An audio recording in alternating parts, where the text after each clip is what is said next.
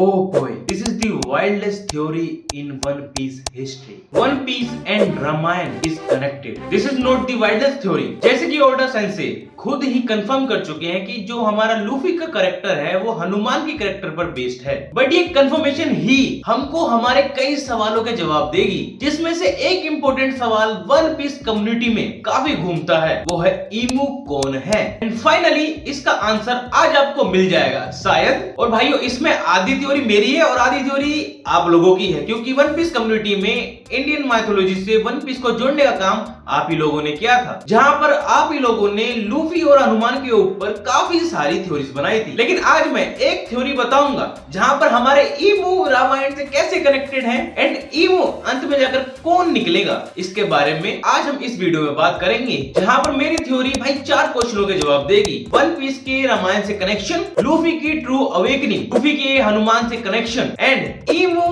के कनेक्शन रावण से बैठते हैं। Okay, before we go any wild on this theory, एक बात पूछना चाहता हूँ, यार लोग सब्सक्राइब क्यों नहीं कर रहे हो? वैसे थैंक यू फॉर 500 सब्सक्राइबर। भाई हम लोगों ने 500 सब्सक्राइबर का आंकड़ा तो पार कर लिया है, अब आप ही लोग 1000 सब्सक्राइबर का भी आंकड़ा पार करवा दीजिए एंड चैनल को सब्सक्राइब कर लीजिए, क्योंकि इस चैनल पे वन पीस के थ्योरीज के रिगार्डिंग एंड अदर एनिमेस के रिगार्डिंग वीडियो आती है, जिसको सुनने में आप लोगों को काफी मजा आएगा। और सब्सक्राइब करना फ्री है, पैसा नहीं लगता है, सब्सक्राइब कर देना। जैसे कि हमको पता है कि लूफी के कनेक्शन हनुमान जी से है, बट एंटायर वन पीस के ही कनेक्शन हमारे रामायण से है। एंड भाई इस चैनल पे फैक्ट के ऊपर बात होती है, तो मैं पहले फैक्ट्स ही आपको दूंगा। सबसे पहले वर्ल्ड बिल्डिंग। करंट के वन पीस एरा में celestial dragons world government rule कर रही है पूरे वन पीस वर्ल्ड पर। And in the Ramayana we know Ravan हर लोक का मालिक था, मतलब एवरी प्लेस ही रूल्ड, चाहे वो स्वर्ग हो या फिर नर्क हो, रावण हमारा हर चीज का मालिक था। In One Piece Luffy eat his devil fruit at the age of 7। और भाई इस 7 नंबर पर ध्यान देना। And he started his journey to become the pirate king at the age of 17। जहां पर हम लोगों को पता है भाई वन पीस के अंदर ओडा सेंसे नंबर के साथ कैसा खेलते हैं, जहां पर अगर हम 7 और 17 में से 7 ले लें तो एक नंबर मिलता है हमको 14। एंड पूरी रामायण हमारी नंबर 14 पे कैसे आधारित है, मेरे को आप लोगों को बताने की जरूरत नहीं है। राम जी को 14 साल का वनवास झेलना पड़ा, रावण उस 14 साल में मारा गया, एक महाजग उस 14 साल में हुई। एंड फॉर द फैक्ट मैं इस चीज को यहाँ पर क्यों पेश कर रहा हूँ, because if we edit another 14 तो एक नंबर आएगा 28। और जैसा हमको ओडा सेंसे ने बताया है कि भाई वन पीस अगले 2 साल में खत्म हो जाएगी। नाउ वन पीस कब स्टार्ट हुई थी? 1997 में, और आज की डेट में इसको पूरे 26 साल हो चुके हैं। और वहीं अगर 2 साल बाद वाकई में ही वन पीस खत्म हो जाती है तो 14 साल का वनवास ओवर हो जाएगा। Now let me give you one more example, जहां पर ओडा सेंसे ने भाई नंबर्स के साथ कितना अच्छा खेला है, वो है हमारी बाउंटी। जहां पर आपको याद हो तो लूफी की फर्स्ट बाउंटी थी 30 मिलियन, वहीं उसोप ने उस बाउंटी को अपना बताया था। And the next time Usopp को जो फर्स्ट बाउंटी मिली थी वो थी हमारी 30 मिलियन। अगर चीज एक बार हो तो वो कोइंसिडेंस हो सकती है, अगर चीज बार बार हो तो वो कोइंसिडेंस नहीं होती। वहीं हमारी लूफी की सेकंड बाउंटी थी 500 मिलियन एंड उसोप की करंट की बाउंटी चल रही है 500 मिलियन। और जो बातें भाई मैं कह रहा हूँ, अगर वाकई में ही वन पीस 2 साल बाद खत्म हो जाएगा तो भाई ये वाली थ्योरी जो मैं आज बताने जा रहा हूँ वो 50% तो कंफर्म हो जाएगी। एंड हनुमान एंड लूफी का कॉन्सेप्ट तो हम लोग जानते हैं, जहाँ पर हनुमान ने अपने बाल कांड में सूरज को एक फल समझ के खा ही लिया था, ऑलमोस्ट खा लिया था। इंद्रदेव ने अपने वजह से उनके चेहरे पे हमला कर दिया था, जिसके कारण से सूर्य देव बाहर आ गए थे। लेकिन इन वन पीस लूफी ने बचपन में सन गुड नीका वाला डेविल फ्रूट खाया था, जो हमें पहले कोई और ही डेविल फ्रूट बताया था। एंड भाइयों, लूफी और हनुमान जी की पावर सेम ही है। जहां पर हम सेकंड क्वेश्चन पे आते हैं, लूफी की डेविल फ्रूट की पावर्स क्या हैं, जो कि हमको वन पीस के स्टार्टिंग में कुछ और ही बताई गई थी। जहां पर हमको बताया गया था कि भाई उसकी जो बॉडी है वो रबर की बन चुकी है and he can use rubbery abilities. जो शुरुआत में लूफी की पावर बताई गई थी वो पावर बिल्कुल नहीं थी। एंड वहीं पर ही वन पीस कम्युनिटी में लूफी की डेविल फ्रूट को यूनिक बताया गया था और वो साबित भी हुआ। जहां पर 5 गोरोसे ने हमको लूफी की डेविल फ्रूट की ट्रू पावर्स बताई, जो कि काफी रिडिकुलस हैं। इमेजिनेशन, लूफी चाहे तो कुछ भी कर सकता है and same similarity, Hanuman ji चाहे तो कुछ भी कर सकते हैं। एक बात याद रखनी चाहिए, काफी बड़ा ही डिबेट वाला क्वेश्चन है कि हनुमान जी रावण को हरा सकते थे या नहीं, जिसका आंसर हमको हमारी किताबों में मिला पड़ा है। बाली वर्सेस हनुमान वाली फाइट, जहां पर बाली ने हनुमान जी को चैलेंज किया था और ब्रह्मा जी ने हनुमान जी को बोला था कि अपनी 10th ऑफ स्ट्रेंथ को ही लेकर जाना। एंड जब उन दोनों के बीच में फाइट हुई, बाली और हनुमान जी के, तो भैया बाली के शरीर के छितड़े होने वाले थे, बिकॉज बाली हैवा पावर की वो किसी की भी आधी पावर अपने में समा लेता था। एंड बाली और रावण का कांड मैं यहाँ डिस्कस नहीं करूंगा क्योंकि वीडियो ज्यादा ही लंबी बन जाएगी। And if you are Indian तो रामायण पढ़ी ही होगी भाई लोगों आपने। तो हनुमान जी हमारे रावण को हरा सकते थे, लेकिन उन्होंने हराया नहीं क्योंकि उनका ये काम नहीं था, ये काम हमारे राम जी का था। वहीं लूफी शुरुआत से ही लेकर अभी तक इस इमेजिनेशन की पावर को अनकॉन्शियस यूज करता आ रहा है। ऐसा हमने एस के रेड हॉक वाले मुक्के के साथ देखा था, जब लूफी की इमेजिनेशन ने रेड हॉक के अटैक को क्रिएट किया, या फिर गियर 1, गियर 2, गियर 3। भाई ये रबर की कोई एबिलिटीज नहीं है जहाँ पर लूफी फास्ट हो जाता है। याद रखना चाहिए, एक रबर को जब तक आप स्क्रैच नहीं करोगे तब तक वो फास्ट नहीं होगा। और अगर आप एक रबर को किसी भी एंगल से, चाहे वो कहीं का भी हो, स्क्रैच करना चालू करो तो बीच में आके ही रुकेगा जब तक कि आप उसको दिशा ना दे दो। बट लूफी अपने डेविल फ्रूट को अजीब तरीके से यूज करता था और इस चीज को कई लोगों ने पॉइंट आउट किया था। जहां पर लूफी वर्सेस काइडो की फाइट में हमको सब कुछ पता चल गया। आखिरकार लूफी ने सन गुड निका वाला डेविल फ्रूट खा रखा है, but he is not awaken yet. जहां पर हमारा रामायण से ही एक और कॉन्सेप्ट आता है एंड हमारे थर्ड क्वेश्चन का भी यही कॉन्सेप्ट आंसर देगा। अगर आप लोगों को याद हो तो हनुमान जी को भी उनकी पावर याद नहीं थी बिकॉज ऑफ अ श्राप। जहां पर जब सीता माँ को खोजने की बात आई तो जामवंत ने जाकर हनुमान जी को उनकी पावर याद दिलाई and after that Hanuman ji ने लंका की लंका लगा दी। तो जहां पर मेरी एक थ्योरी आती है कि लूफी अभी तक ट्रूली अवेकन नहीं है, क्योंकि अभी भी लूफी अपने डेविल फ्रूट को एक रबड़ वाला डेविल फ्रूट समझ रहा है, जहां पर उसका डेविल फ्रूट ही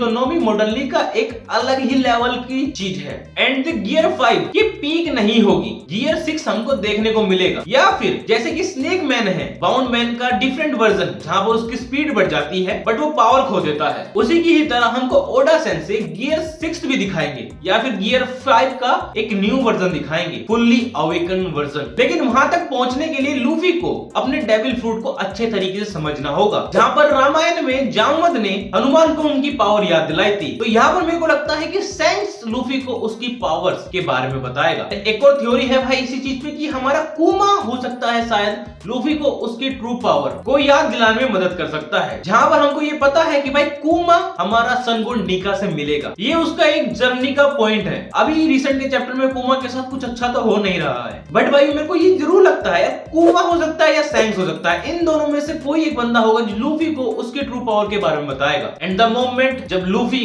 अपनी ट्रू पावर को रियलाइज करेगा तो भाई वो होगी उसकी असली पीक। और आप लोगों को कौन लगता है कि कौन लूफी को उसकी ट्रू पावर्स के बारे में बताएगा, एक कमेंट बॉक्स में लिख देना। लूफी की ट्रू फॉर्म अवेकन होते ही हम उस आर्क में होंगे जब फाइनल बैटल चल रही होगी, यानी कि हमारा वन पीस खत्म होने को होएगा, जहां पर लूफी शायद फाइट कर रहा हो हमारे ईमू से या फिर ब्लैक बियर्ड से, या फिर एक थ्योरी तो ये भी है ना कि सैंक्स हमारा इविल मैन है, इसके ऊपर भी मैंने थ्योरी बनाई है, चेकआउट कर सकते हो, जहां पर वो इन्हीं में से किसी बंदे से फाइट करेगा। देखो मैं एक चीज कंफर्म कर सकता हूँ कि भाई वन पीस इतना मैसी हो चुका है इस समय कि कौन मेन विलन बनेगा इसके बारे में हमें अभी तक नहीं पता है। बट एक ऑर्डर में अगर हम चलें कि good guy versus bad guy, तो मेरे को लगता है कि हमारा सैंक्स ब्लैक बियर्ड से लड़ेगा एंड ड्रैगन मरीज से लड़ेगा, और वहीं पर ही हमारा लूफी एंड उसकी गैंग 5 एल्डर्स प्लस ईमू से लड़ेंगी। आपका क्या ऑर्डर है कमेंट बॉक्स में लिख देना कि आपको कौन लगता है कि कौन किससे लड़ेगा फाइनल आर्क में। यहाँ पर हम फाइनल आर्क की बात कर ही रहे हैं तो भाई मेरी वाइल्डेस्ट थ्योरी के ऊपर भी बात कर लेते हैं। हमारा लास्ट क्वेश्चन, ईमू के कनेक्शन हमारे रावण से हैं। एंड भाई मैं ये हवा में बात नहीं करूंगा, यहाँ पे मैं थोड़े से फैक्ट पेश करने की कोशिश करूंगा, और जो भी लोग भाई मेरी इस थ्योरी से नाराज हो जाए वो कमेंट बॉक्स में कम ही गालियां देना। तो देखो भाई रावण एंड ईमू हमारे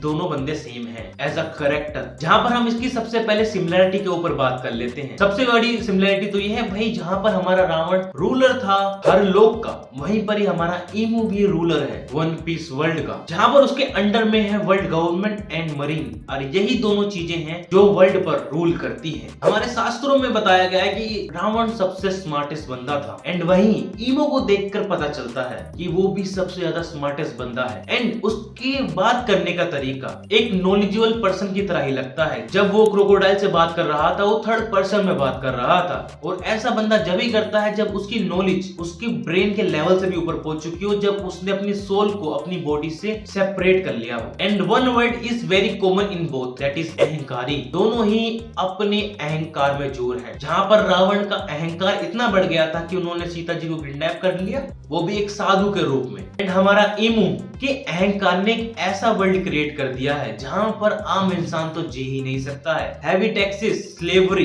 it is very common and Ravan के दौर में भी ये चीज काफी कॉमन थी। And now proving my theory, एक और फैक्ट के ऊपर थोड़ा सा ध्यान देते हैं। रामायण के अंदर राम जी को रावण के बारे में किसने बताया था? सुग्रीव जी ने। और वो हनुमान जी के क्या लगते थे? भाई, नॉट दी ब्लड रिलेटिव, जैसे कि हमारे साबो नहीं है लूफी का blood relative. And One Piece के अंदर ईमू के बारे में कौन जानता है? हमारा साबो। और लूफी को ईमू के बारे में किससे पता चलेगा? साबो से। तो भाइयों, मेरे को क्या लगता है, हमारे ओडा सेंसे ने रामायण से अपना हीरो ही नहीं उठाया है, उसने अपना मेन विलन भी उठाया है। जहाँ पे अगर हम इनके पावर्स की बात करें तो भाई रावण हाईएस्ट लेवल का बंदा था और इसकी पावर्स मुझको आपको बताने की जरूरत नहीं है, बट हम ईमू की पावर्स को डिस्कस कर लेते हैं। जहां पर ईमू को एक एनवायरनमेंट वाले रूम में देखा गया है तो लोगों ने सोचा है कोई नेचर को कंट्रोल करने वाला डेविल फ्रूट है। एंड हमारा रावण नेचर को कंट्रोल कर सकता था। And not the only nature, everything in space को वो कंट्रोल कर सकता था। और अभी तक वन पीस के अंदर हमको एक डेविल फ्रूट नहीं दिखाया गया है। बेसिकली